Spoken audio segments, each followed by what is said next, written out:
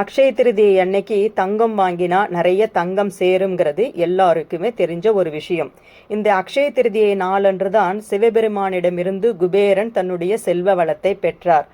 அதுபோலவே இந்த அக்ஷய திருதியை நாளன்று தான் கங்காதேவி பூமிக்கு வந்தருளிய நாளும் இதுதான். கங்கை நீர் இன்று வரைக்கும் வற்றாமல் ஓடிக்கொண்டிருக்கிறது. குபேரனும் இன்று வரைக்கும் குபேரனை மிஞ்ச எந்த ஒரு செல்வந்தரும் பூமியில் கிடையாது.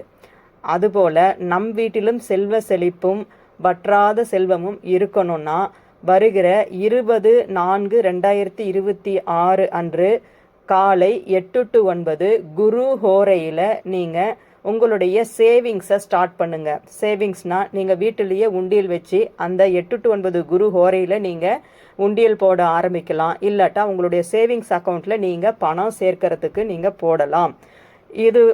இது கூடவே பணம் மட்டும் சேர்த்தால் போராது, புண்ணியத்தையும் சேர்க்கணும். அதனால் இந்த 8 to 9 குரு ஹோரையில் கண்டிப்பாக தான தர்மங்கள் 5 பேர் 9 பேர்னு மைண்டில் வச்சு அன்னதானமோ அல்லது வேறு ஏதாவது ஒரு தானங்களோ செஞ்சால் கண்டிப்பாக புண்ணியங்களும் சேர்ந்து கொண்டே இருக்கவும் செல்வமும்